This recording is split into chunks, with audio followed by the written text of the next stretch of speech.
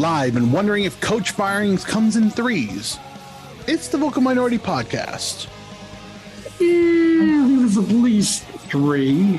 We could get to 4, maybe 5. Well, maybe 6. We could do groups. Yeah. Raise your voice. Let's just do the entire Eastern Conference, just to be safe. That's probably for the best. Yeah. Well, we'll talk more about that later, but hello and welcome to this week's episode of the Vocal Minority Podcast. The podcast that didn't have a vote in these elections either. Damn it. They never ask us anything. Not even one. Not even one. Not even one. Jesus. After all we've done. How long have we been doing this? Exactly. Not even We've been longer. around longer than the CAMPL and CSB. Yes. Hello. Yes. And we've spent a hell of a lot more money than CSB, let me tell you. Probably. Those towers didn't build themselves. Exactly. Architects charge a lot. Let me tell you. Holy crap. And have you seen the price of carrots after inflation? Holy fuck, Kristin. I don't know how you're even around. Just didn't I implode bought upon into yourself. carrot futures early. Let me tell you, the carrot market, man. Well played. Yeah.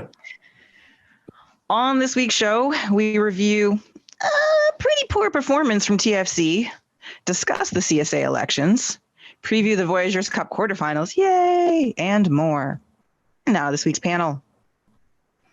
The true dedicated TFC fan, welcome Duncan Fletcher. Yeah. I was there through the thick and the thin, the rain and the wind and whatever the rest of the song is. Yep, I'm there. Whatever the rest of the song is. Yes. Through the wind and the rain and whatever the fuck the rest of it is. Yeah. Magical. Yeah. Oh, yeah. Special.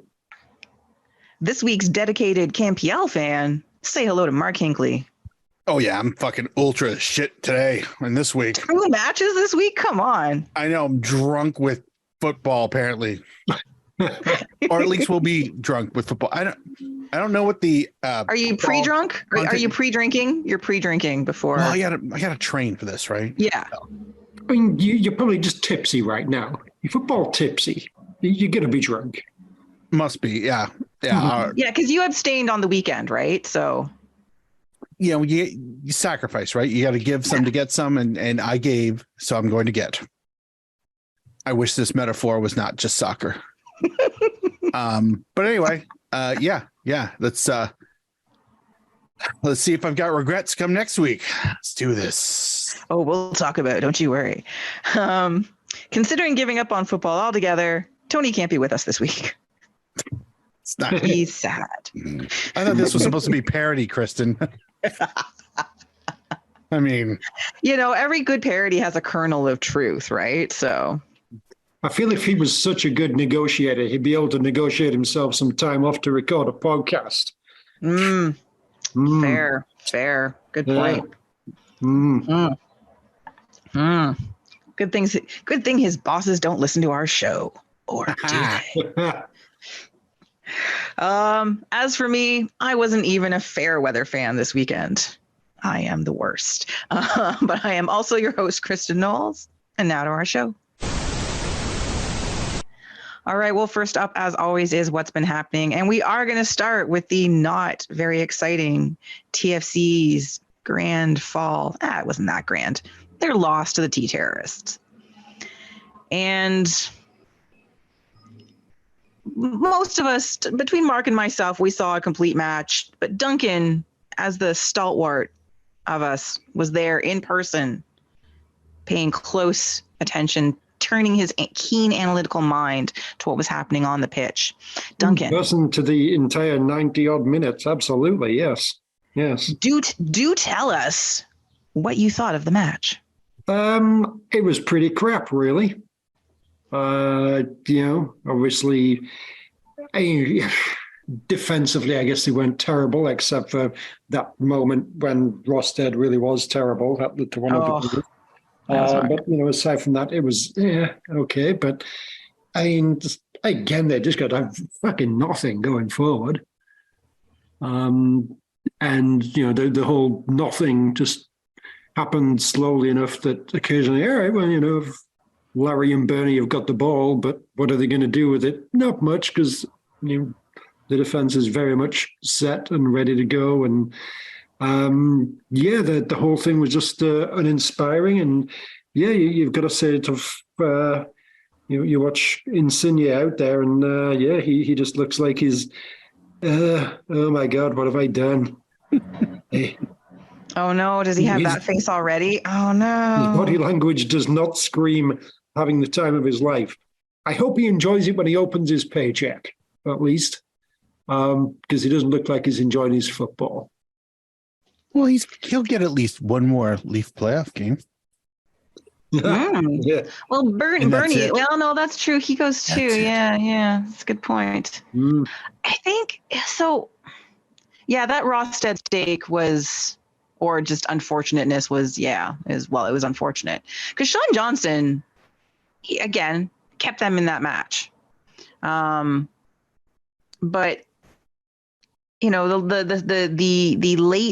the right before the game loss of Matt Hedges and Shane O'Neill, again, serviceable, did a decent job. He wasn't terrible. I think that's the thing. Like, nobody was awful. They just weren't very good. Do you know what I mean? Like, does that make sense the way I'm presenting that? Yeah, I mean, I would definitely categorize, that seems about right. O'Neill, sure, didn't really stand out to me as doing anything wrong or what have you. And, most of them didn't, but it's just, you're not really doing much, really. Like, there wasn't much of a spark. No. And there's a few times, nothing was really happening. Sort of Bernie would just decide to shoot, and it's just like the most kind of like ridiculous, feeble, unthreatening. All right, nothing's happening from here. Insigne, I feel. I mean, he's obviously, he was kind of out there on the left wing. He obviously was constantly looking to put back on his right foot and what have you. And I think that's where it's kind of crying out for a fucking left back who be sort of overlapping and what have you, kind of like Richard Larea does it on the right foot. Whether it's just that Kobe Franklin has been like specifically told, nope, you stay back. Richard Larea can do this, but only one of you, not both of you. Or, if it's more about, all right, well, he's a young kid, we can't really expect him to be doing anything. So just concentrate on the defense right now. Exactly what it is there was no real like overlapping threat that would have made things easier for Insigne out on the left. And then just, he didn't look, I never got the impression, it's like, oh, he's got the ball there. Something's about to happen here. It's just, no, not at all. You make a good point about Franklin, though. Like, I did sort of notice that, like, especially, towards the latter half of the second, the start of the latter half of the first, the start of the second, because like he has the ability. We've seen him further up the pitch in other matches. Now he hasn't played a ton, but now he's just due to massive injuries, right? Like he's getting time. That was a bit surprising, but also actually I was sort of pleasantly surprised, at least with the insertion of Diamande in the second, much earlier than I expected to see him, and certainly much earlier than the week before.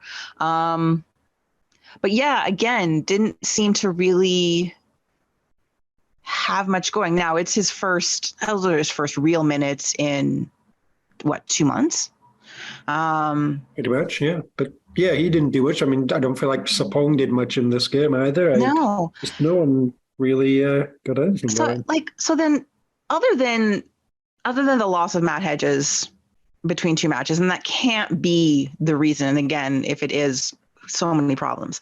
What happened between last week and this week? Because last week's show, we were talking about like that competent, complete game effort, nice match from everybody, like top to bottom.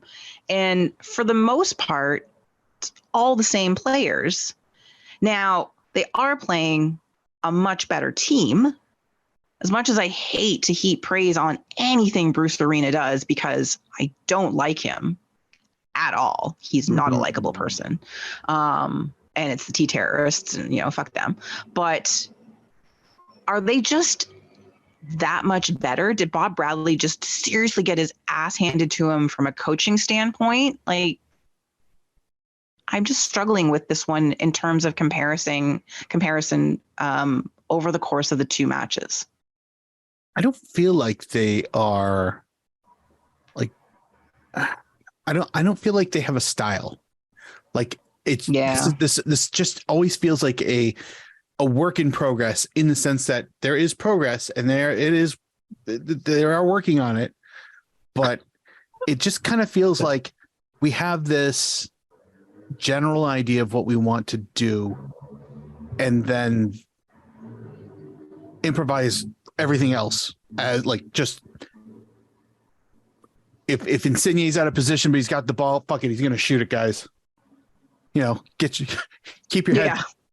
That thing's head on a swivel. Yeah, exactly. Like, and there's nothing wrong with that, because I mean, you kind of want the guys with the resume of talent, shall we say, to do those things, but it's not really a structure. And also like a bad Bruce Arena team still makes the playoffs. Yeah, he's unaffable as the man is.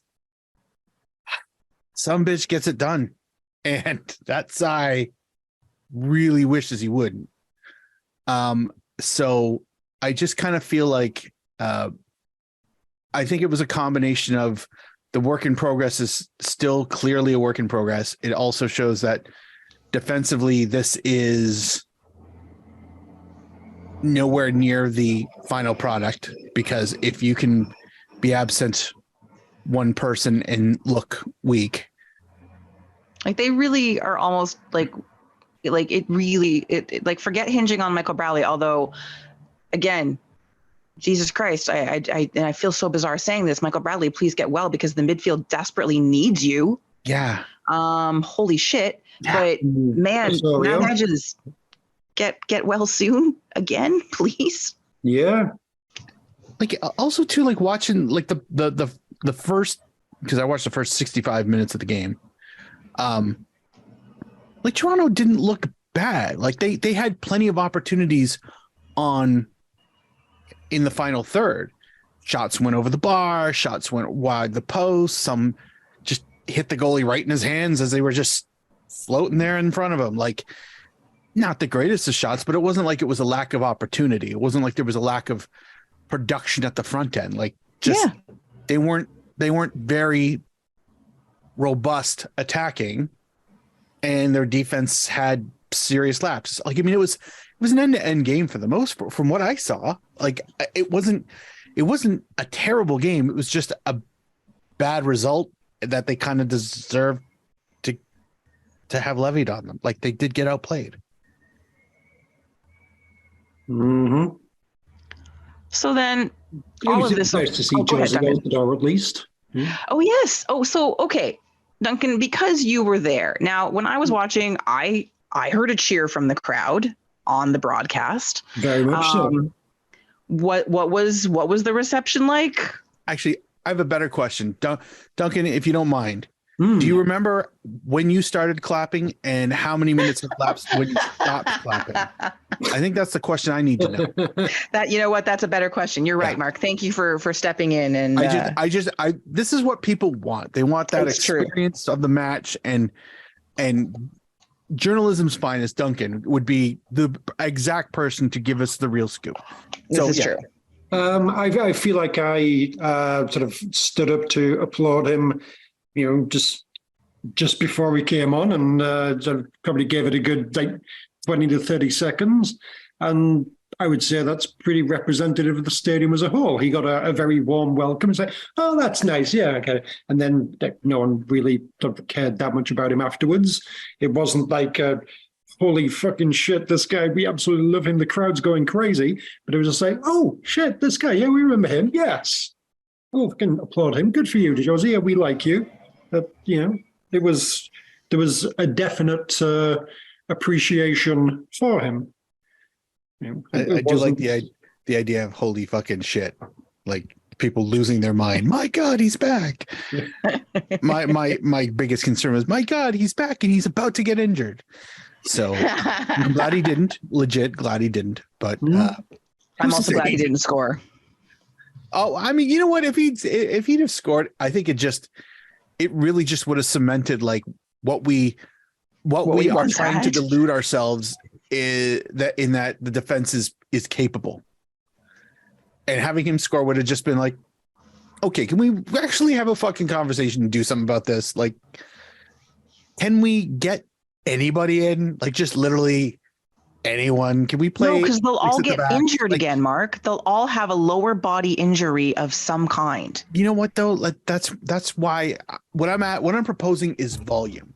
Let's get 20 kids, pay them all the league minimum, and just play 6 at the back, and whatever other 2 players you want to play alongside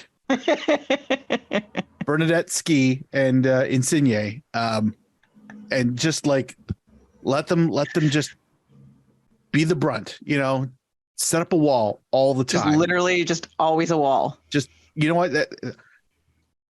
The keeper will be playing people offside because 2 of those defenders will be on the goal line. Just like I'm talking revolution here, guys, and bear with me. What's another draw? Like, come on. Yeah, exactly. He's averaging a point a match right now anyway, so we might as well keep that going, right? So 34 points must get you into the playoffs. Surely. In MLS, in this MLS, sure. Champions League before you knew it. So with all of this comes the ongoing question that we've been talking about since last year, but we knew he wasn't going to get fired last year. There was no way. As this season continues to be uneven and as people are unhappy with the results, fan base likes to see wins. We get that, especially when there's no clear plan. As we've discussed, there's not a clear identity we seem to be working towards. Don't really know what the plan is other than it's just like, well, we're going to do things. Well, what are the things? We're going to do them. And, that seems to be sort of the plan. So 2 coaches in MLS are already gone now. With Chicago firing their coach today, Frank Lopez taking over again. New York was the first one. A few other coaches are in trouble. Vanny's in trouble. That was like, although I gotta say, the Vanny conversation, the whole thing, it's been very public. Like reports of the meeting that he had with the brass at the Galaxy, that he's got his job for now, but so like they're being pretty public about it, which is interesting. And until right before recording, when I was looking at the standings, I didn't realize that the Galaxy are actually doing worse than Toronto, which is hilarious. But does the conversation about Bob Bradley's job, does it become serious now that, the first couple coaches have fallen, a couple more are being publicly talked about, not in a good place, does this start to become a real conversation, or do they just give him to the end of the season regardless? What do you think? I don't know. I feel like it's got to be an end of the season thing, because I mean, I know, like, he's got 12 points, but he's only like, I know we've got 12 points, but there's only 3 losses. There are teams ahead of us with more losses. Like, I have to say that's got to count for something, because ultimately it's just the points, but this is really a team it's not that they're shit. It's just that they're not that good. And I feel like that the pieces are there for them to be that good.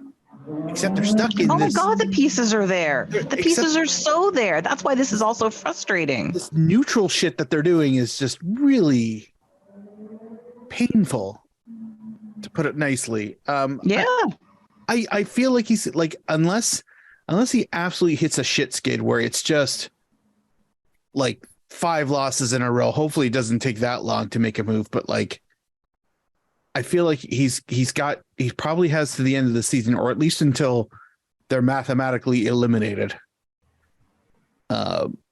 So I think he's fine for better for worse, but that I don't know. That's my 2 cents, because I mean it just seems like he's, with the cachet that he brings with his resume, his experience, all this.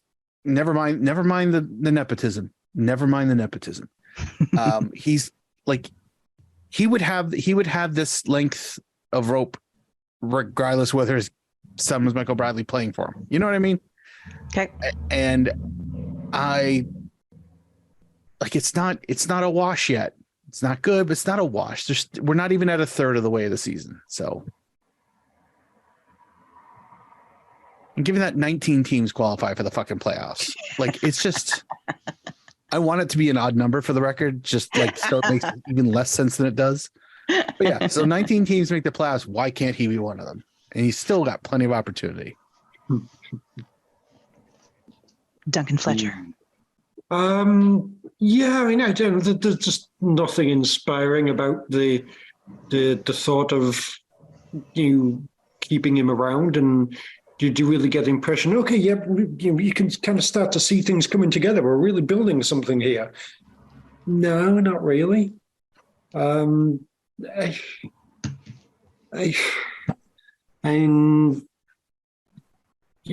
I see them deciding to just kind of like give up on this and just bring in somebody completely different sort of right now and just kind of abandon this season?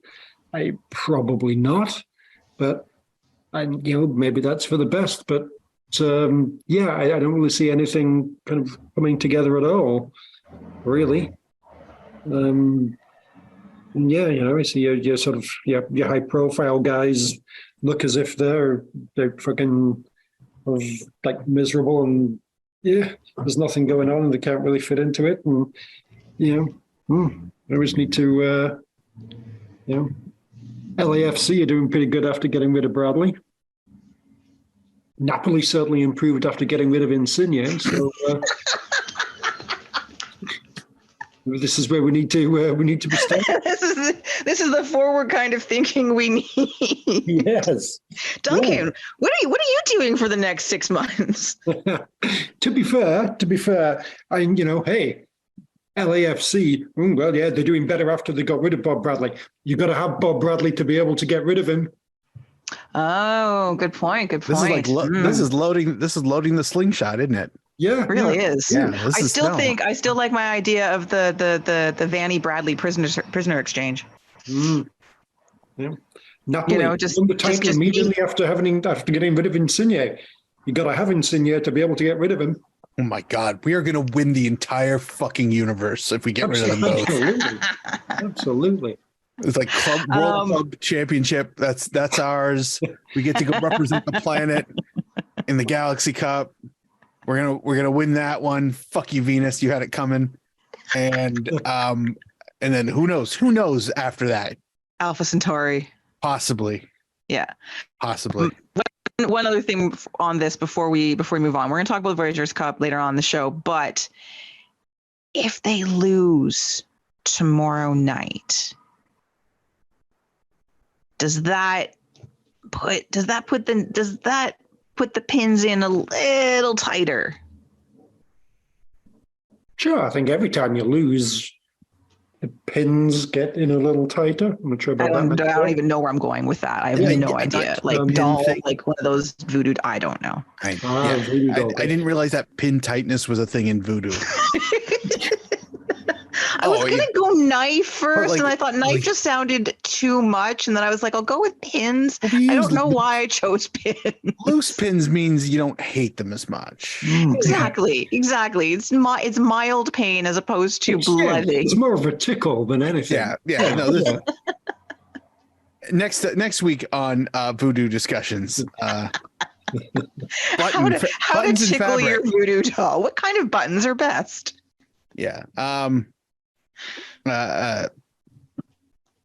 Interesting segue aside. I feel like the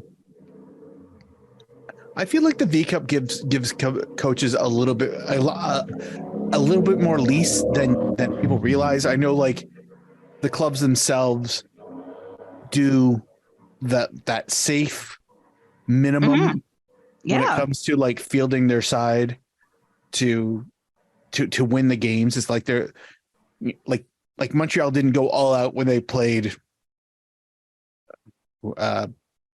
Vaughan, but they still had like some of their A team on the field, which this is what I mean, right? That safe, that's that comfortable minimum. It's not like, okay, we're going to just call up all the kids and have them have a run out. And if they win, great. And if they lose, it would have been nice if they won. No, because there's stakes. There's real stakes. So you got to do at least enough. So now that the pathway is not easy. I mean, no disrespect to the opening round, but your first hurdle in this tournament is a team you're going to get really sick of by the end of the week. So fantastic. Couldn't have been orchestrated better. I feel like him winning this definitely takes a lot of heat off. Advancing takes a lot of heat off, because if you can if you can qualify for Europe, I don't know why that hasn't stuck as a metaphor. It really, if you can qualify for Europe, we can kind of overlook the fact that you didn't win or didn't make the playoffs. Like, we're going to Champions League. We're still in some high stakes games, even if we don't have the record to necessarily support that we belong there. Yeah. All right. Good times. Good times. Okay. Anyway, Leagues Cup. Woo. Woo. Yeah. Whoa. Yeah. Whoa. It's going to be great. It's going to be Atlas-tastic. Because that's the only game we're going to. That's the only one I give a shit about. Oh, yeah, exactly. If they advance and play other Mexican teams, my interest will that we resume. haven't seen. Yeah, exactly. It's like, if we're gonna play Pachuca, we haven't beaten Pachuca, I'm interested. But if we're playing Tigres, like, fuck, who cares? Yeah, whatever. Been there, done that. Been there, done that. Literally, we got the T-shirt. So exactly. Whatever, Gignac. We're going League race. Yes, the League race. Go League race. Yes, that's I'm surprised. League race for life. I'm surprised we haven't been contacted by League MX. I know. Honestly. I'll resend the proposal. I'll resend the email. Did you use Google Translate this time? Okay, fine. Yeah, because let's just all right. That's probably for the best. All right. Well, next up, just a quick little dip into the CanPL for this week. And Vancouver FC's home opener. That's right. The Willies wandered home, playing at Willoughby Community Park. Space Willies. The Willies play at Willoughby Community Park. The Willoughby Willies. They're the Willoughby Willies. Up the Willies. Anyway, it was their home opener. And if you haven't had a chance to look at some of the highlights or watch any of the match, I do recommend it just to see what a great atmosphere it was. It was a sellout, 6,500 seats, stadium completely sold out, nice supporter section, lots of activity, lots of enthusiasm. But it was really fun to watch, to see the people in the stands, and just to see the reaction from other fans around the league and around the country talking about this stadium specifically, and like the size of it. And especially when we think about where most of the CanPL teams play right now, which are in massive stadiums that aren't theirs. This Starlight, Halifax, like this is what we want, right? I'd say there are 3 out of 8 that play in oversized stadiums. It's not the majority. York is tiny. I mean, technically, Technically, Okay, I guess correct. you know what? It's because of the attendance. Yeah. Technically, it's correct. Hamilton, Winnipeg, and Ottawa. Sure. Yeah. York, too big for your I guess crowd, Calgary's yes, is a little more right-sized. You're right. Okay. Yeah, Calgary's nice. There's a delightful, You're right. whimsical, quirky, small little ground. Yeah. Yeah. But it's a valid point. There's a good chunk of them that are in way too big stadiums. And those, a couple of them that tends to lead to Winnipeg, obviously, because Winnipeg's situation is just anyway. But this is the thing, though. Like this, what always kind of I always come back to is you want to sell atmosphere, but you can't really, like, especially in Hamilton's case, you can hear the atmosphere, but if you're at the game, you can't see it. Yeah, you're all on the same side of the fucking field. Yeah, exactly. And, like, I understand why. I understand, like, the cost of opening up the second side and staffing it and opening concessions and split the crowd in half. Sure, I get it. But at the same time, too, it's like, everybody's singing to an empty stadium. And that's not an atmosphere. I don't give a shit what you got, like, what they think is actually happening. That's not really an atmosphere. To see Halifax, to see Vancouver, to see Victoria, and Calgary, and just go, man, like I audibly sigh all the time. Like, wouldn't it be nice to be in a stadium that has literally everybody who wants to be here filled? The volume just increases. The atmosphere. Exactly. You now feel like you're a part of a thing instead of just, hey, I managed to get. You're at a thing. Building. Yeah. Yeah. So, like, I realize that Winnipeg and Hamilton and Ottawa, nothing is going to change. Absolutely nothing. They got either the solution is either get 10,000 more people to come to the game, or deal. And we're dealing. We're absolutely dealing. But my God, what a cute little stadium, though. Like, full marks to the Willies and their little. Is that a permanent thing? It looks very temp, but is it permanent? I believe it's permanent, or permanent for now. I don't know. I want to interview. I can't remember what their future plans are, but I believe this is their home for this season anyway. Yeah, it looks like very temporary stands that are being put up, but that are presumably going to be there at least all season and can be, just do the exact same thing again and again. But yeah, well, like Halifax with their, container stadium, right? So, and there's nothing wrong with that. Those things are freaking great. I would take shipping container stadium over pretty much anything we ever go to. Yeah. Like, don't get me wrong. Tim Hortons is an overexpensive mess for what they paid and what they got. The sight lines are actually pretty good, but there's no atmosphere because there's nobody else. You put us in, like, I genuinely believe if you took the 4,000 people, 5,000, I don't know how many people go to Forge games, but if you take I'll say 4, you take the 4,000 people and you put them in a 6,000 seat temp stadium. Oh my God, amazing. 3,000 people will show up. Yeah. Just to be part of that, for sure. Party. Oh, massive party. Also want to give what are they calling themselves? The Fraser Valley Fanatics. Yes. They love themselves some Kelsey Grammer. Yes. But the TIFO was excellent. Although they were really leaning into this welcome to the dark side thing. Sure, why not? But it was well done. It was well done, I was like, good job, well done. Nice, especially for your opening match, to pull that together. Good job, Betty. And then props to the team itself, who went down to 10 men fairly, about a little over halfway through the first half. Rocco Romeo, ex-TFC Academy, or TFC2, briefly TFC1? No. Possibly. I lose track of the ones that got senior team contracts and then got turfed. Who knows? Someone will tell us, I hope. Got a red card.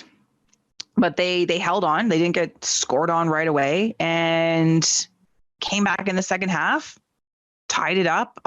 Sean Hundal, who has been hilarious on social media, taking pot shots at the Whitecaps, which is just funny as shit. I'm such a fan of his. It's unbelievable.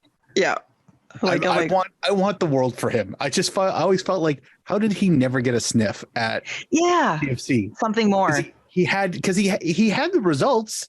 Yeah. You can't say like, well, there was no room on the team. It's like he was underneath a TFC team that wasn't absolutely crushing it. Like you could have found some spot on it for the bench and given him some kind of anyway. I'm glad he's got a stage where he can be showing off a bit, and I'm here for it 100%. Yeah. So he's got the first goal in Willie's history, and now the first goal at their home. Fantastic way to cement your legacy with this team. But really, other than the fact that, great to come back and then hold off Calgary, who probably are the better team, but although they're struggling this season, which is hilarious. If you haven't watched any of the interviews, you have to watch Ibrahim Bakari's interview. And this young man who was the man of the match, who played his, tons of highlights focus on him just because of, and he played very well. But his post-game interview it's over 3 minutes. It's well worth your time. It's delightful. He's so passionate, but he's also very well-spoken. I get a little bit of Alistair Johnston feel from him when I hear him talk. Ooh. And he's young. He's like 21. He's a baby. With a child. Fantastic. Anyway, it was just, and God, oh yeah. And who was it? TJ Tahid became the youngest player in CAMPL history, 16 years and 17 days old. I appreciate the fact that the Tanoy guy highlighted that shortly after the sub. I'm like, you know what? That's like, it sucks that people at home get those nuggets of information, which is great, but like, let's celebrate it for like, what's it going to take the PA guy 20 seconds? Exactly. I like this, like, hey, this kid is like the youngest ever to play in this league so far. And like, there's a lot of kids in this league too. So it's impressive. I don't care. It's still impressive. And he looked pretty good. He's also just a fucking beast. Jesus. Oh, I know. Seriously. I was like, I'm sorry. He's what? 6'1". Yeah. Yeah. I was like, you're sure you're 16. Okay, whatever. And there's got to be another like Di Rosario or like, some baby Osorio or something who can be coming through to oh, good point. To be taking that title, you'd think. I would One hope of these so. times. Yeah. I mean, There's got to be more Osarios and Di Rosarios in the pipe for sure. For sure. Well, after the first 4 games of the season, Willies they're top 4 right now. Nice middling, and it's on goal differential, but they're Hamilton, Aquaman, Gray Mice still up there. Gray Mice, Willies, Pony Boys, Halifax, YU guys, and the Atleti all alone at the bottom. Wah, wah, wah. Yet to win a game. Although neither have Halifax, but they, in true TFC fashion, all draws. I hope they go the whole season that way. Oh my God, please. Same with Calgary. I just realized. The Invincibles. That's funny. So so more awesome tiny stadiums and fun home openers, and also apparently nobody can win at home this season. This is the CAMPL story to watch. I think there's been one win at a home stadium all season long so far. Now I say that it's only four games, 4 match days in, but still, that's pretty funny. That's a lot of games though. I know. That's 16 games and not a single, and only one at home. That's impressive. That's pretty funny. The betting houses must love this shit. Where's Declan Hill? Yeah. The fixed. Yep.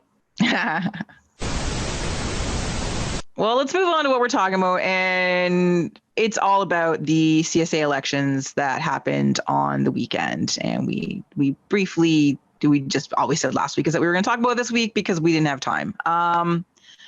So a lot of storylines surrounding this, as there are about the CSA, over the past months and over the past year, ever since the men wouldn't play against Panama last June. It's just, gone on and on and on since then. And leading up to this weekend's elections in St. John, number of articles. The one that probably made the most waves or made the rounds the most was Bruce Arthur's article that more than hinted that Montvic was meddling with the election and basically telling people who to vote for, and his preferred candidate being Charmaine Crooks over Rob Newman, whose name I always want to say Newman, who's the head of Sport BC, and was a member of the CSA board from 2002 to 2012, but hasn't been involved since, which is why he was, a favored candidate for some other people. Anyway, Montaliani's reputation has not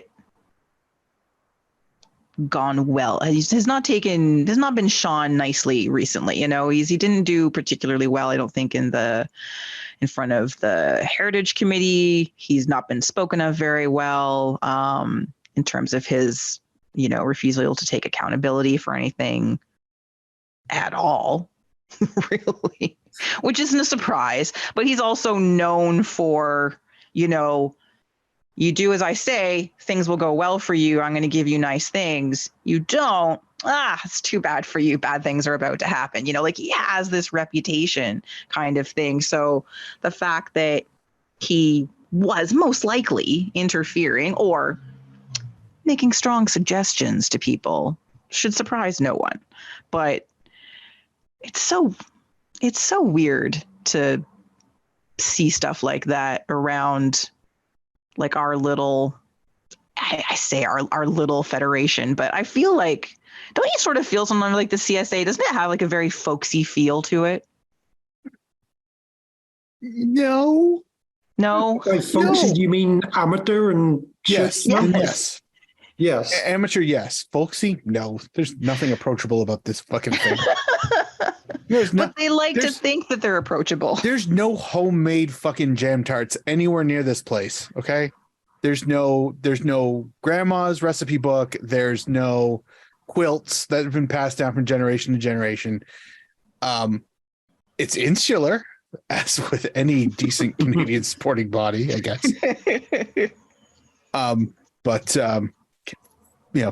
Folksy, interesting. This is like the loose pins thing, isn't it? Maybe I should stop trying to make. I should make sense. And I'm stone cold sober. Maybe that's the problem. Should be drunk on football, like I'm going to be this week. Hey, yeah. Yeah, I mean, like you say, it's obviously, it seems as if Montaliani is sort of behind the scenes sort of kingmaker, and I mean, I don't feel like there's been any allegations of like outright corruption or anything like that, like Jack Warner or Chuck Blazer or various other of his predecessors of infamy. But yes, like you said, I think like the press that he's getting in Canada is like all of a sudden it's just like, some people are paying attention now, and it's like, oh, okay. I guess there's a reason why he's risen up to the top of the region there and everything. And it's not just about him being sort of friendly and nice. No, we need just some reliable, straightforward, no nonsense guy like after Jack Warner and what have you. It's just like, yeah, he's got a he's always got some good people skills, in quotation marks and everything, which is, I guess he knows how to persuade people to do what he wants them to do, whatever that means. And yeah, I mean, I feel like for a long time it was, people were still fairly positive because, hey, like this whole CSB deal was very much kind of like he was very much involved in that. And, obviously the CPL is a big part of that. So in a way, it's just like, oh yeah, he's doing this and this to really help grow the game in Canada. And now all of a sudden, like the focus is more on, okay, but what about the national team players? They're not getting paid anything.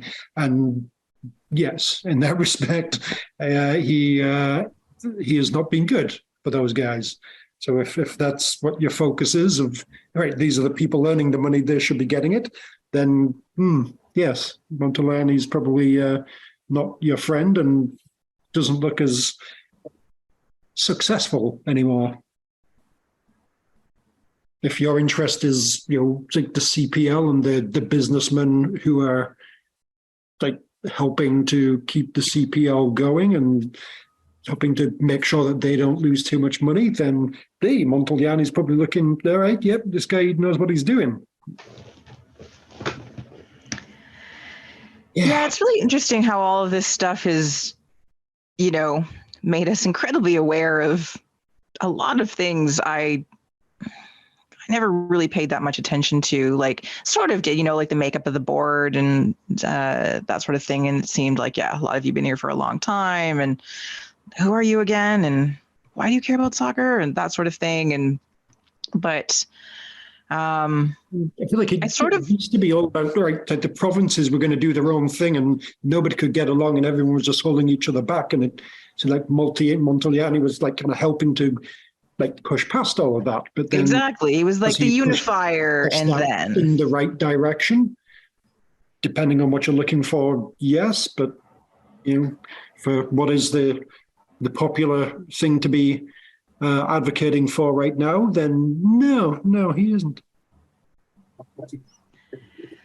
So with all of that, and so like that's enough, because it does feel anyways, it's unfortunate that someone, it was funny, like, he's got such a personality, and we were like sort of like, it was kind of cool that he became the president of CONCACAF, but then really was it? You know what I mean? Like, it's, anyway, yeah, as you said, Duncan, there's been no outright charges of corruption, but there's been plenty of suggestions that he is involved. Vote fixing may not be the right word, but maybe it is. But with all of that, so yeah, there was the split between Charmaine Crooks and Rob Newman in terms of which provincial associations were going to support which candidate, and then where the rest of the votes were coming from, because there's a very specific way that the votes are allocated. So there are 85 votes in play, and the president is elected by majority vote. So that makes sense. Each provincial federation have a certain number of votes. So Ontario and Quebec, they're the biggest ones. They each have 10. Alberta and BC have 8. Each of the senior national teams have a vote. A vote each, as do referees and coaches. So I guess the coaches get a vote, the referee association gets a vote, and each senior national team, gets a vote. Now, I mean, God bless referees. You can't play the game without them, but Jesus fucking Christ, they're on the same level as like the national team. Interesting. I know, right? Yeah. Well, and this is, but it gets worse for me anyway. And this was the thing I had no idea about, and it just makes my head swim. So there's 21 other votes available. Anyway, so yes, 21. So Canada's league currently about to be 2 leagues, and pro teams have a collective 21 votes. Now, the 3 major league soccer teams, TFC, Vancouver Whitecaps, Montreal, what are they called now? CF Montreal? anyways, the Montreal Impact. Fuck it. We know who you're talking the about. Just say Impact. Thank you. They each have 2 votes. Also more than national teams. The CanPL and its 8 teams have 15 votes. That's less than 2. That's less than 2 votes per team. They're not even getting the same as the MLS teams. Thanks to a recent bylaw change. They didn't used to, apparently they weren't supposed to have this many. And during the weekend, one of the things that was coming up and did happen. So Project 8, the upcoming Domestic Women's Pro League has been sanctioned by the CSA. So they have approval, all is well. Let's try and get along and do things and everyone play nice. Apparently one of the things that was very contentious going into the weekend, apparently lots of things happened on the Friday night, was that, well, now that they're sanctioned, now that they're an upcoming league, obviously they need access to votes as well, because they need to be able to vote on these sorts of things because it affects their existence, right? And I guess the votes were going to, whatever votes they were going to get, were going to come from the CanPL. And there was, maybe they'll get like maybe half, or maybe not quite half, but like let's make it fair. They ended up getting 1 vote out of all of that. So that's fun. I still can't believe that the national teams do not get more than 1 vote each. Boggles my mind. But I haven't read the bylaws on the votes and how they're allocated and why all these decisions are made.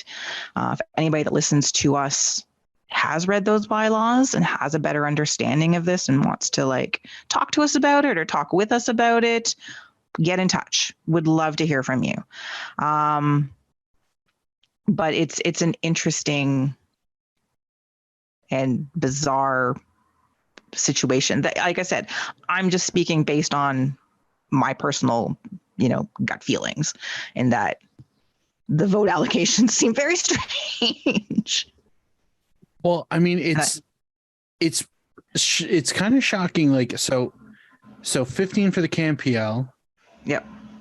It says, okay, so Canada's leagues and pro teams have a collective 21. So that's the 15 plus the 6 for the 3 MLS teams, right? Yes. Okay. Yes. All right. That's 1/4. 1/4 of the votes.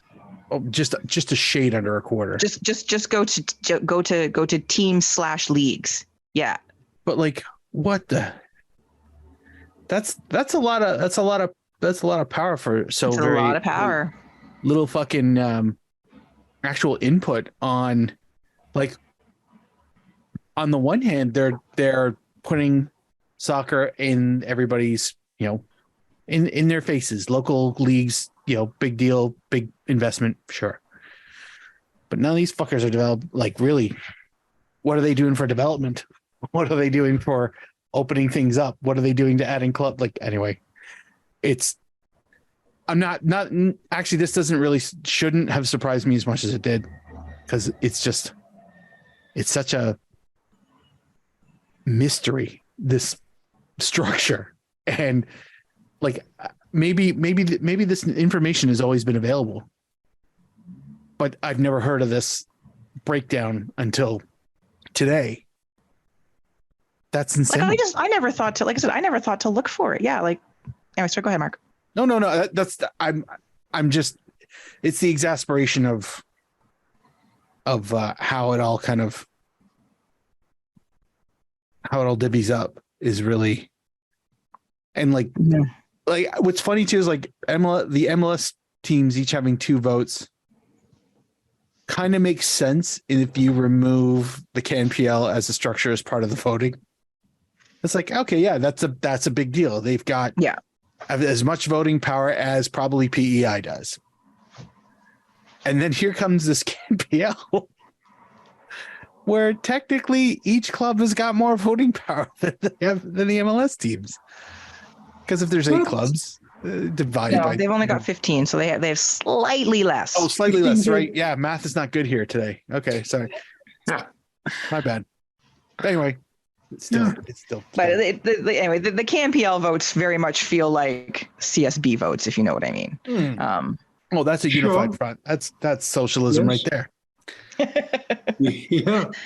I mean, I feel like let's go back 5, 6 or 7 years, whatever, blah, blah, blah, blah. I mean, we were all, very sort of gung-ho about the CPL is super necessary and hugely important, and this is going to be like huge for the game in Canada. I don't feel like I have a problem with them having a good chunk of the vote here. Oh, I don't either. I just think that there's an imbalance in that. Like again, for me, most of my issue with the vote divvying is that the national teams only have one vote each. Sure. That's my main sticking point with everything. So to me, there needs to be, and then now that they've done whatever, they voted and decided that the new women's league gets one vote. Well, presumably when it is up and running and it has 8 teams, if it's still at one vote, then that's a problem. Absolutely, that's a fucking scandal. But I imagine it wouldn't be. And right now, it's an idea with 3 teams and some sponsors and official sanctioning. But at least a couple of years away from actually playing, one's maybe a little harsh, but I wouldn't be looking to do that much more at this stage. Oh, I'm not saying give them like all of CanPL's votes or anything. I just think, again, I'm just looking at, I feel very strongly that there should be just some sort of slight readjustment. But anyway, the vote thing. Well, so the other thing, so with all of this, so during the election, so Project 8 was sanctioned, which is great. It's good. It's better to have them sanctioned by the CSA so that everybody is playing in the same sandbox, that there is official for, play in the rest of the world, for entering into cup competitions, for all of those things. It's for everyone involved. This is better. So that is good, because there was a rumor that wasn't going to happen. So, but it was unanimous, which is also very important. That is great. Charmaine Crooks was elected president. They did not release the vote totals. It was just obviously a majority, because that's all that's required. With that, she is only finishing out Nick Bontis's term. Do we get to do all this again really soon? Next year. At next year's AGM, there will be a new election for a proper presidential term, which I guess looks like 4 years. So while she is officially the president of the CSA, she is only the president of the CSA for like another 10 months or something. So that is something for people to keep in mind in terms of what could happen going forward over this next year.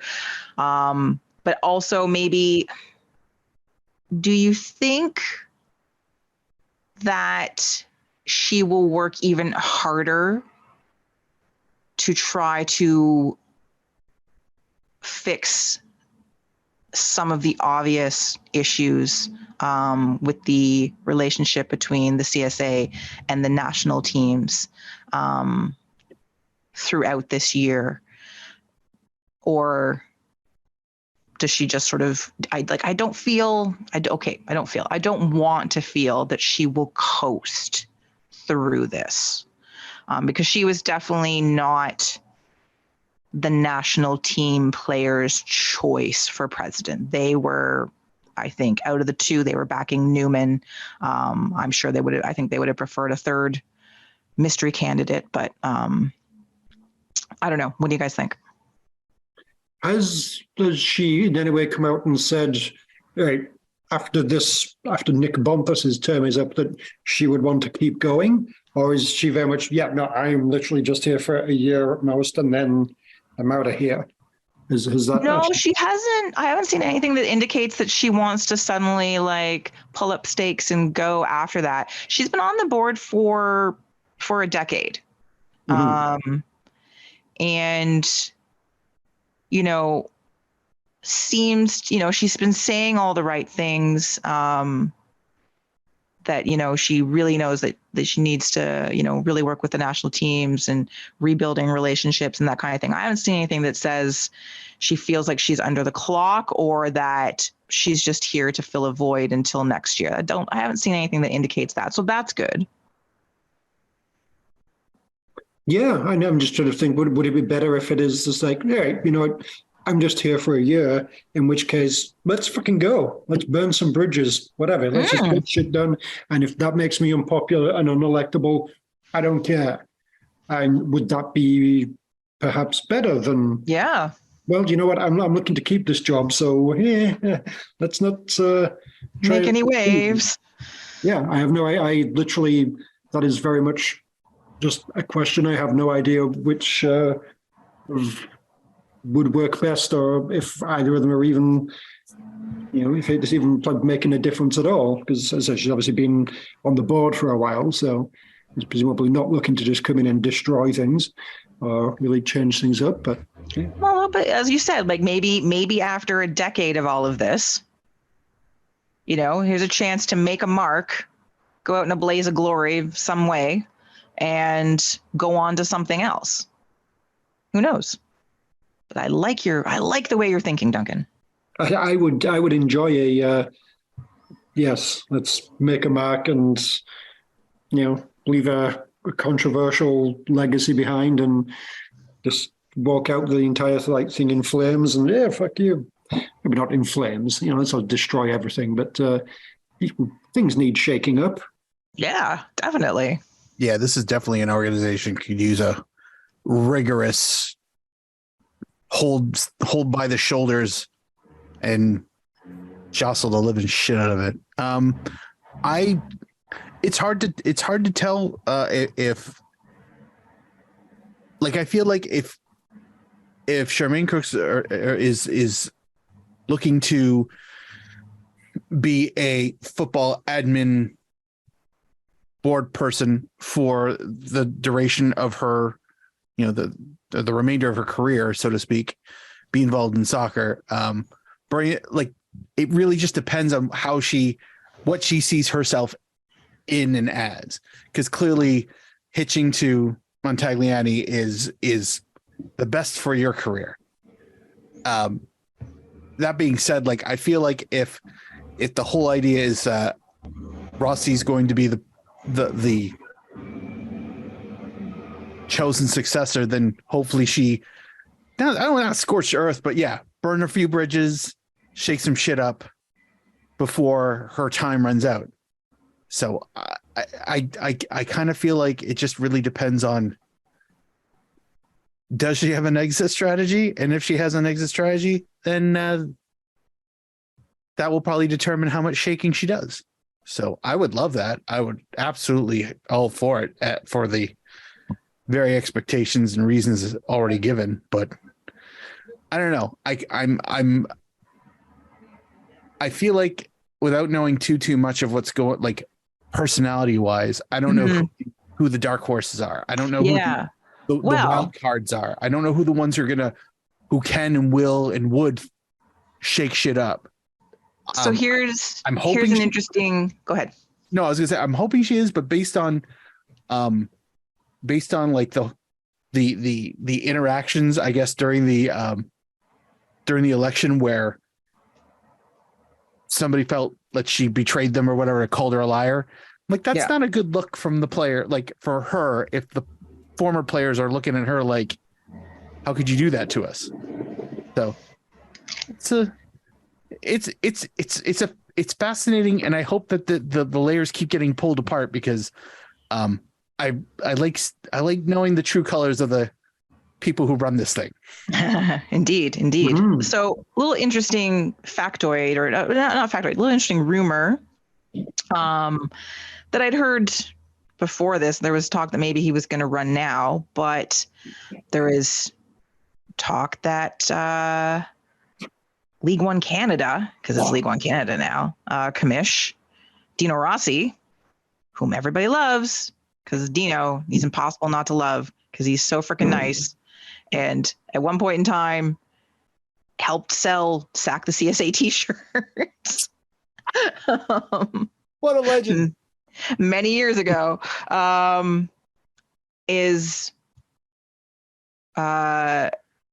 running to replace her next year. However, one of the bylaws is that in order to run for president, you have to have served a full term on the Canada Soccer Board. And I believe he was running for a board position, but I actually I don't know if he got elected. I don't know if he changed his mind. He wouldn't have served a full term going into the next election, but there was discussion that they were going to change the bylaws in order, to perhaps facilitate that so that he could run next year. Anyway, it's very, very interesting. I think a lot of people would like Dino to be in charge just based on personal relationships and experiences and seeing what he's done, with the League Ones. But anyway, so that's just a little interesting tidbit to throw out there. I'm as much like I'm pro Dino, 100%. There's a part of me that feels like I don't know if his work at League One is done. Like he has moved. True. He has moved that thing. I think he's moved that thing even further than anyone in Ontario could have imagined. And I mean that from a place of deep respect and appreciation, because like that level of football in Ontario, I'll just speak for Ontario just because of what little I knew and understood, was a shit show, and that's putting it nicely. And the fact that he managed to grab that and like he turned a corner. Like League One was basically coming off of like not long after the heels of the gambling scandal of the CSL, CPSL. I don't know what CSL. Yeah. Oh yeah. Like what an incredible time to try and pull this shit up. And not only did he exceeded expectations. And the fact that he's been able to push this idea and format and structure to other provinces and other regions is like, man, I mean, I'm just waiting for the Rossi Cup to be awarded to the overall League One Canada champion, like a Memorial Cup. And I'm like, maybe I'm not the first person that's thought of this, but like, let's be honest, you're going to name a trophy after someone. There's a guy who deserves to have a trophy named after him. I want to see him get to the point where not only he like he's got like League One Atlantic is off the ground and running with clubs in a full season. League One Prairies or Alberta, I don't know where that division takes place, is up and running and thriving. And like, I don't know what the final form is. Obviously it can go so many ways, but I feel like he's got the vision to do this, and for him to be plucked away before it gets there, like, no disrespect to what his actual ambitions are, and I'm sure he would be an amazing ambassador for CSA, and I'm sure he would find ways to improve things, because he literally is a guy who just decided, fuck it, I'm going to do this myself, and it's gotten him far in a decade, and he deserves it. But I really want this League One thing to be a national thing, and I want this to be thriving, and I want this to be supported, and I want this to have what I envisioned it to be. And if that's a cozy second/third division of football clubs, he needs to be the guy that gets us there. So I guess what I'm saying is, please don't, but I get it if you do. Well, I don't. It does not appear that he is on the current board, which looks like the page has been updated. So we're safe for now for that reason. So basically the whole thing is designed to make sure that no sort of outsider ever gets this job. Not without serving on the board first, yeah. Which would kind of make you a little bit less of an outsider, really, wouldn't it? You'd think. But I guess that's the point. I really should have had a drink before we did this show. My comprehension levels are out the window, apparently. It's No, okay. that's not where I was going with that at all. But yeah, we're doing great. We're doing good. We're doing good. Yeah. Your Wi-Fi is performing heroically, Kristin. I've got to say. I know, right? Yeah, everything's coming together. You've mentioned it, so now fingers crossed. So we'll see. Charmaine is due to appear before the Heritage Committee this week. She was supposed to be last week, but she's like, "There's an election. I'm just unavailable." So she's going to appear this week. And there's still a Women's World Cup to prepare for. There's Olympic qualifier for the women in the fall. There's, there's all sorts of things happening for the national teams. All the various national leagues, various levels and provincial leagues are all in full swing now. So all the things are happening over the next several months. And obviously, there's going to be tons of things going on. Pressure will remain on the CSA to find a way to affect some kind of significant change. And I don't know what that change is. I don't know whether that's, equity payments, whether it's fair funding, whether it's fair supports, whether it's, trying to issue proper apologies for things like the Bob Berarda situation. He's now rightfully in jail. All of those things. Who knows? But we will be watching very closely, and we will talk about it as more things come up. Okay, well, let's turn to what's coming up. And there's two things we're going to talk about. One of them we're more excited about than the other. One of them is the Voyageurs Cup. Yay! Ooh. The other is TFC versus Montreal, which actually applies to both categories because they play them twice this week. Yeah. But first, let's talk about the Voyageurs Cup. Let's cleanse our palate of the CSA stuff and talk about the Voyageurs Cup. So, Voyageurs Cup quarterfinals start tomorrow, day after recording. They are on Tuesday and Wednesday. We've got 3 matches on Tuesday, 1 match on Wednesday. So you've got TFC hosting the Snowflakes, the Handies hosting the Atleti, Aquaman hosting the Rovers. That's all tomorrow night. The first 2 matches are at 7. Aquaman v Rovers is at 10:30 Eastern time for those of you that want to stay up and watch. And then the YU guys host the Whitecaps on Wednesday night at 7:30. So a couple good storylines, 2-3 good. There's some good things in here. So one, can TFC get a little bit of glimmer of hope on their season, some goodwill amongst the fans, something to look forward to by winning and advancing?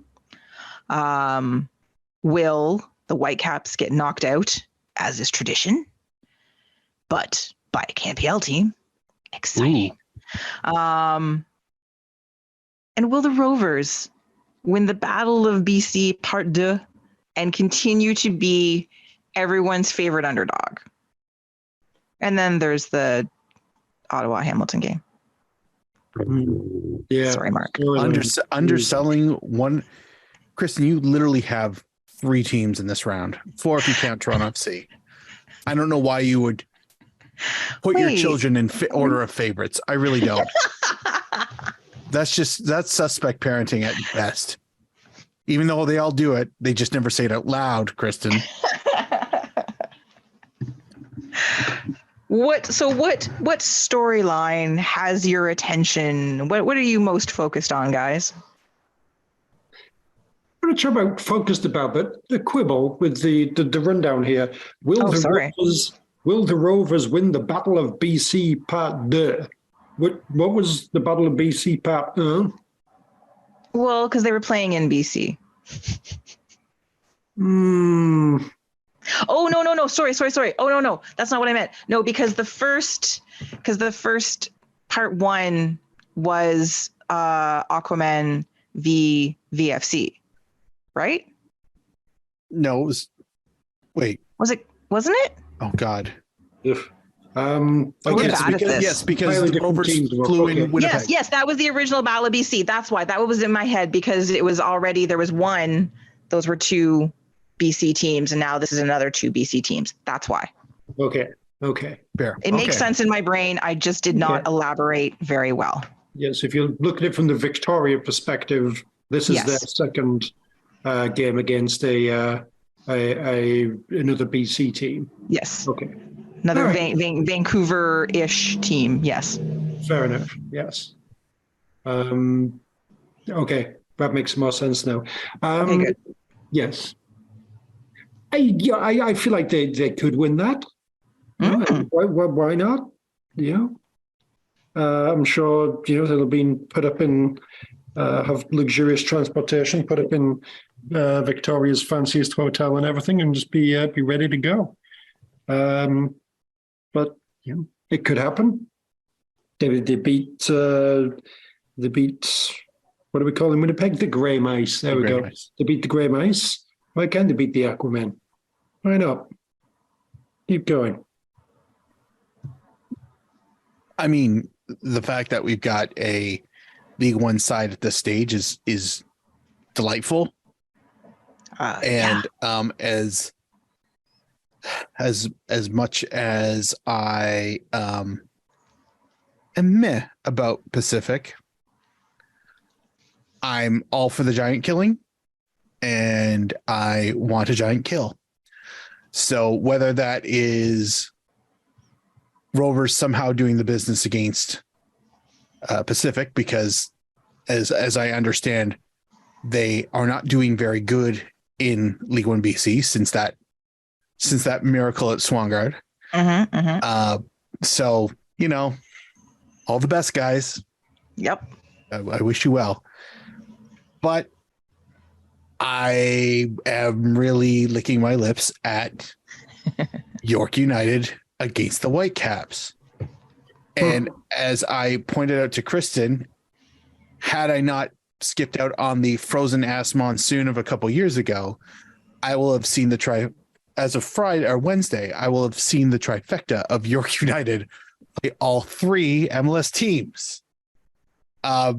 Because my esteemed colleague Duncan and I went to see a near fucking giant kill. It was so close, and it was so good. It was so good. They fucking had him. Anyway, aside from me reliving a glorious day of cup football, it was glorious. I'm hoping for something half that good, and I would be thrilled.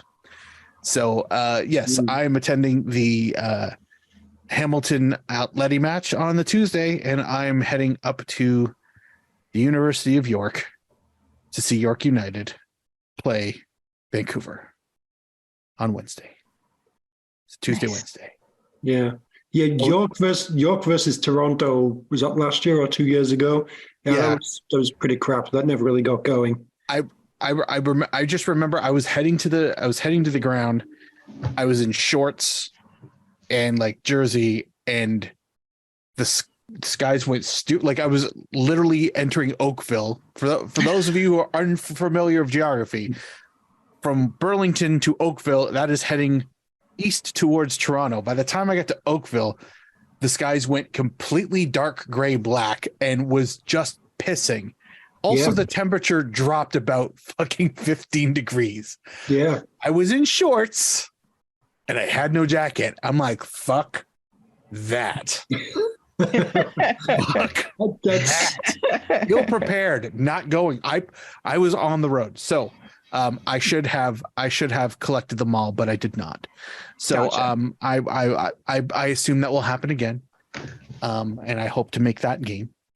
But in this case, I find it particularly hilarious that of these 4 games, 3 of them are taking place in Ontario, namely the Southern Ontario, around Lake Ontario. and the other game is in BC, which doesn't involve the Whitecaps. Yeah. We're in it. Yeah. So I know. For me, like, obviously I want TFC to win just because I always want them to be Montreal and I love the Voyageurs Cup and I want to see Toronto continue. As much as the Aquaman are my, I love them. I would love to see Rovers do this. Just, I think it would just be amazing, you know, and then that's what you want in a cup competition. And then obviously, I want you guys to knock out the Whitecaps 100%, just absolutely. And then I'm sorry, I don't care what happens in the other match. I really don't. I'm sorry, Mark. I love you, but I don't care who wins between Hamilton and Ottawa. I know you care, so sure, whatever, go Hamilton. But I don't. there it is. You heard it. We're gonna isolate that sound clip. And folks, I was not lying. The fourth entrant in Kristin's I love football teams in Canadian Premier League is your Forge of Hamilton. What the handies. Yep. I'm literally a walking Radiohead song, you know, like I just do it to myself. You do, and that's what really hurts. I just hope that game goes to penalties. Oh God. I've seen too many penalties. I've seen too many eliminations for penalties. All right. Well, with that, then should we do predictions? Should we just do win lose, or should we do score predictions? What do people want? I'm with win loss. I'm not guessing how many goals Rovers are going to concede, even though I want them to win. All right, Toronto, Montreal. Montreal wins. I'm gonna say Toronto wins. I'm gonna say they show up. Same. Ottawa, Hamilton. Hamilton. Obviously, Hamilton. Ottawa in a shootout. Whoa. Ooh. I love it when Duncan is all team chaos. Hamilton loses the duel again. If it goes to penalties, if it goes to penalties, Hamilton's done. Yeah, that's true. Goalie penalties, then I won't even care anymore. That means I've seen it twice in my life, and that's too many times. Aquaman Rovers. Aquaman. It's the Aquaman. I want it to be the Rovers, but it's I don't think they have enough in their tank to do it, but who knows? And then why you guys Whitecaps? Oh, Whitecaps. Please, York, have a game. I know, but the Whitecaps are playing kind of well, and York sucks right now. York is so capable of playing good football. Sure, they are. They just can't do it for more than 15 minutes at a time. like, my God, you guys should be like in the top 2 of this league, and they should have been in last year, the top 2 of this league. But it's almost like they get so excited, like, man, we're playing real awesome, and then the next just immediately forget the game's still playing because they're still high-fiving how amazing that string of passes where we carved the defense and they seem to have forgotten how to score goals, so that's a big problem right now. Yeah, and Whitecaps are on a bit of a roll currently. Yeah, so they kind of are. I figure there's going to be one upset, and it won't be Hamilton because they're going to win that game. The upset's going to be York taking down the Whitecaps. I would agree if it was anybody but York. Yeah, I think I'm with Duncan on this. I'd fancy Ottawa, Hamilton, Victoria. Sure, York. No. Just about anybody. Yeah. I should. You know what?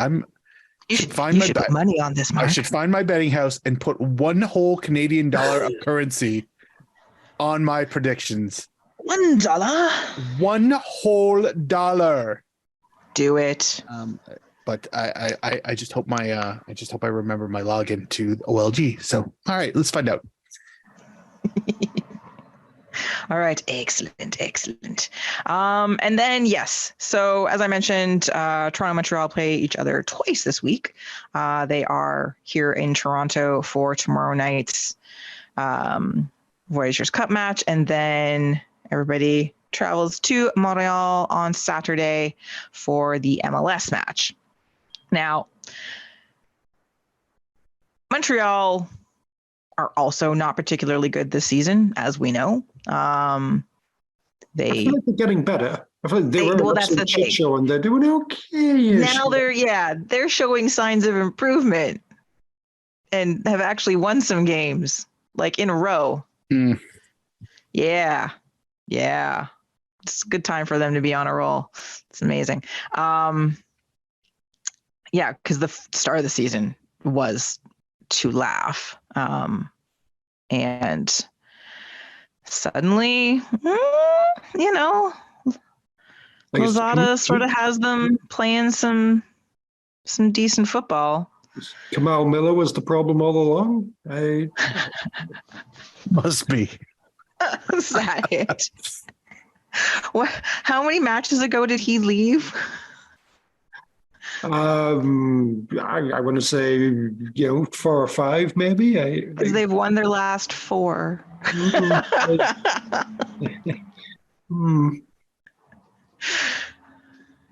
Kamal Miller, locker room cancer. Yeah, I don't know.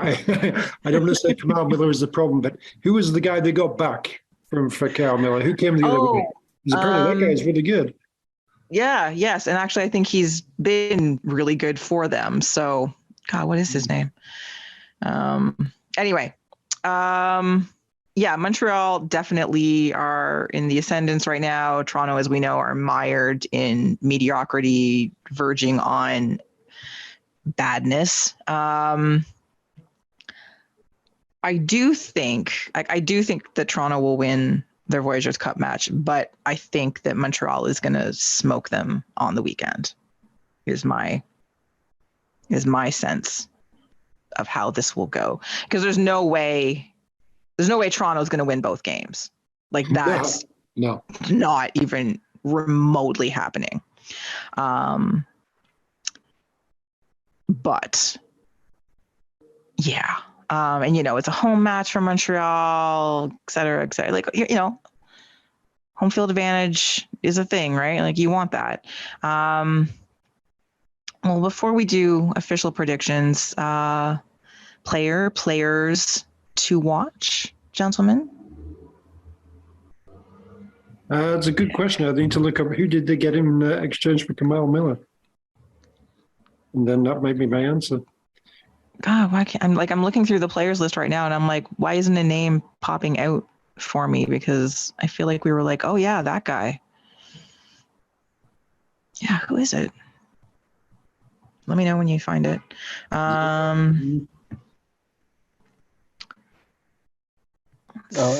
Bryce Duke. Oh, it was Bryce Duke. Yeah, I just looked at games played. It's like, if he's played, he couldn't have been playing more than 5 games. And yep, there's 4.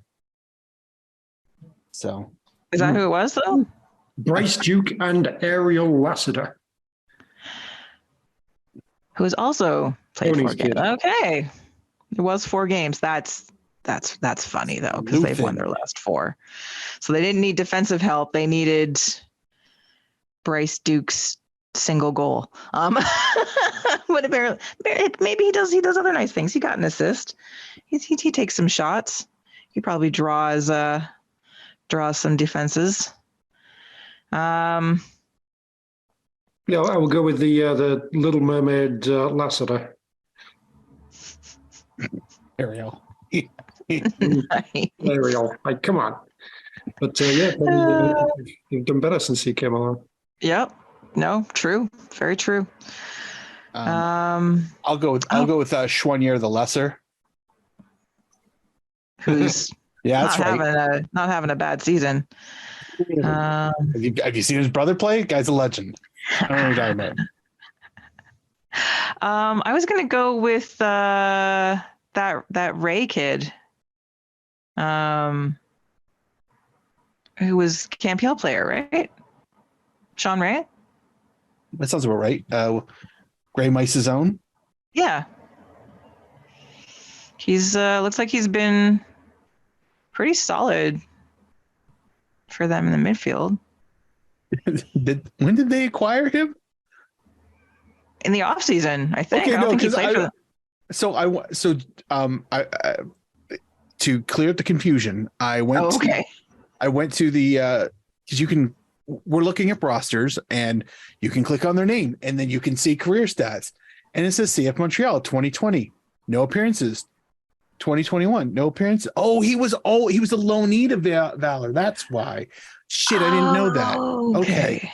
That makes sense. I'm like, why would you even list all these stats if he didn't play for them and he's got 0 appearances for 3 years? Because he was a Montreal player out on loan. All right. So, man, and he's homegrown. He's Montreal born, and he's a puppy. He's 20. He's going to be 21 next week. So yeah, but I like to see, young Canadian do well. And he was because remember he was the player nominee last year and we were like, who? Oh yeah. Yeah. It's like player of the year, right? Yeah. Yeah. And the question was, are you guys just making up names? Making up names? Yeah. Where there were there were only 2 really good players. So it was just like, pick a third one at random. But he was actually, but then it turns out, Winnipeg might have needed, I don't know. But yeah, so that's mine. Plus whenever I see his name, I always have the, are you Jimmy Ray? Are you Faye Ray in my head? So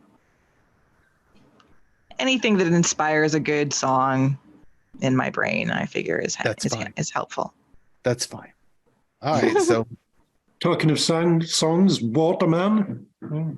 Yes. What a mighty good man. What a man. That's right. He's played 8 games. He's doing pretty well. Fixture at the back for them. Yeah. Good for him.